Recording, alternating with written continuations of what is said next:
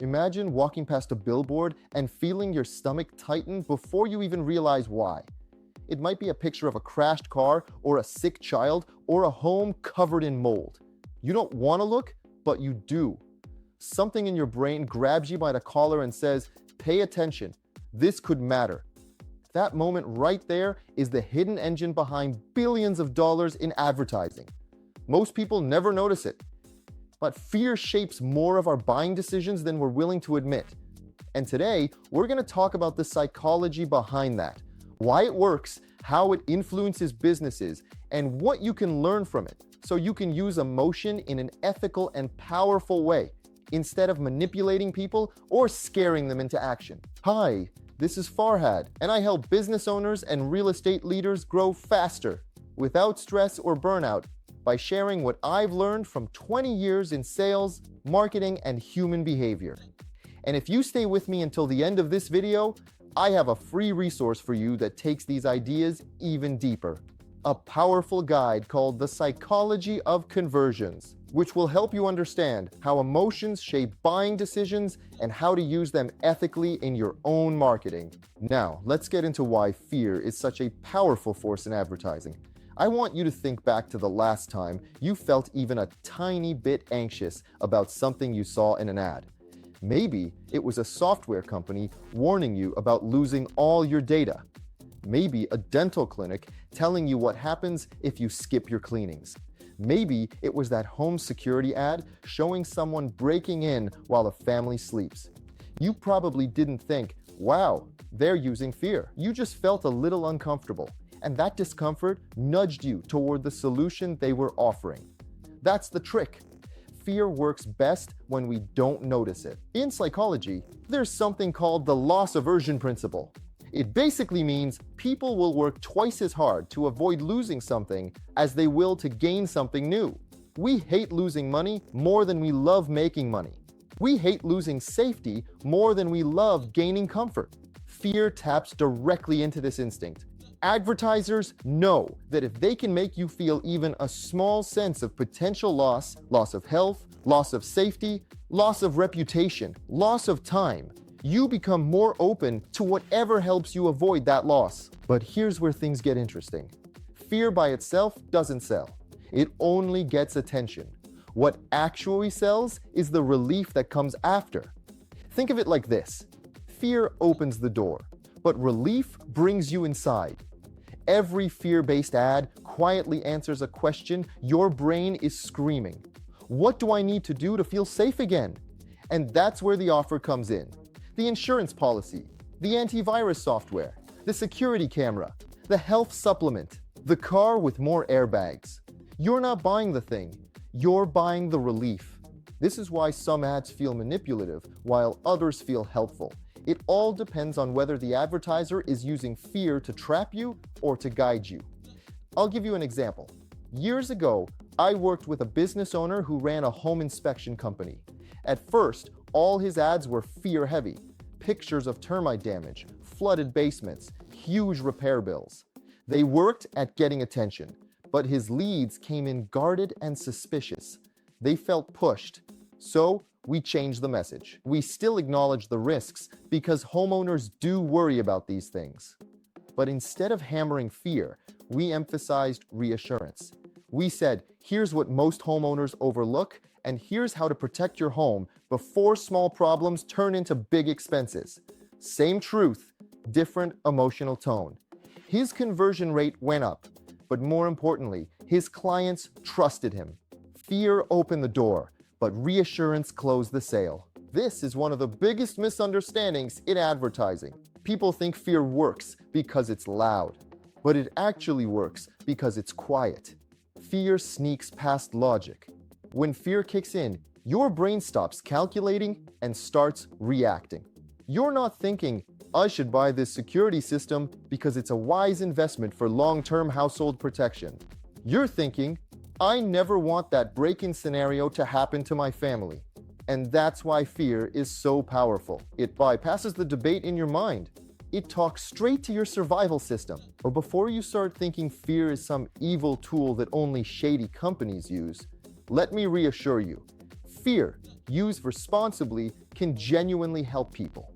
Think of public health campaigns, seatbelt reminders, anti-smoking ads, heart disease warnings. These messages use fear because the consequences are real. The key difference is intention.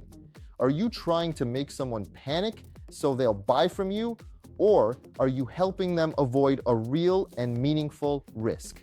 When fear is used responsibly, it follows a simple and ethical pattern. First, acknowledge a real concern. Second, help people feel understood. Third, offer a calm and clear path forward. And that last part, the path forward, is where most businesses fail. They hit people with fear, but don't guide them into safety. That leaves people tense, overwhelmed, and more skeptical than before. If you ever want to lose trust fast, that's the formula. But if you want to build trust, you do the opposite. You guide people from tension to relief. You become the calm voice in the storm. This is how great brands build loyalty. They don't scare you into action, they support you into it. Let me show you something you've probably experienced without realizing it. Have you ever noticed how insurance ads always follow the exact same emotional script? It goes like this. First, they show the fear, the house fire, the car accident, the medical emergency. Then they soften it. They show a family being cared for or a claims agent calmly guiding someone through the process. That emotional transition is intentional. It takes your mind from worst case scenario to everything will be okay if I'm prepared. That shift is what sells the policy. Not the fear, the relief. This same pattern shows up in smaller ways in everyday marketing. A skincare brand may show the problem, acne, wrinkles, sun damage, but then it moves quickly into hope, clear skin, confidence, results. A fitness brand might show the fear of poor health or low energy, but then it focuses on empowerment, strength, vitality, taking control of your life again. Fear gets you to pay attention. Hope keeps you engaged. Relief gets you to buy. This is also why fear is so effective in political advertising. Politicians know people vote not for the world they hope to gain, but the world they fear losing. Ads in election seasons are full of threats, dangers, or what will happen if the other side wins. And the reason these ads work is because fear collapses complexity. When people are scared, they want simple answers. They want someone to tell them what to do. They want reassurance. This is why fear must be used with responsibility.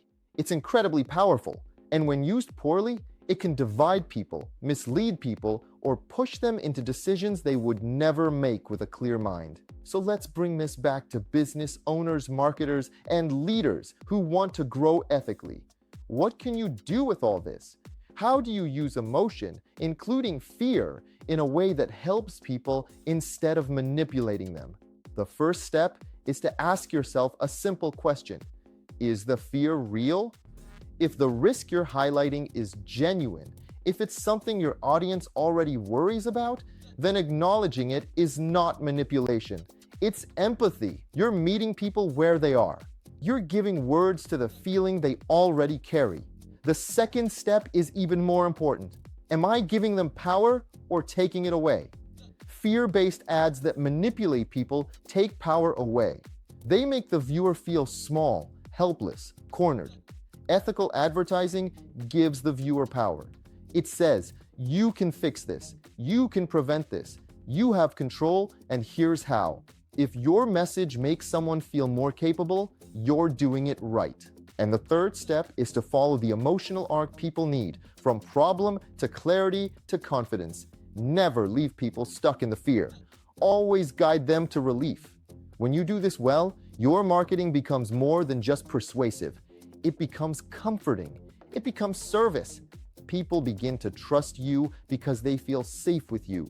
You're not just the person pointing out the danger, you're the person walking with them out of it. Let me share a final story to bring this home. A friend of mine runs a cybersecurity company. Before he understood psychology, all his ads were doom and gloom. Hackers spying on your data, ransomware wiping out your files, scary statistics about identity theft.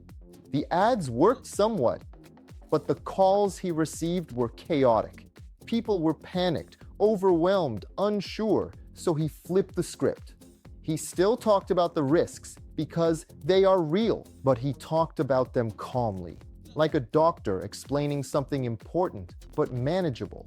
Then he focused heavily on relief. He said, here's what to do. Here's how simple it is. Here's how we protect you. And guess what happened? His leads came in calmer, more confident, more ready to buy. When fear is loud, it creates panic. When fear is honest and quiet, it creates clarity.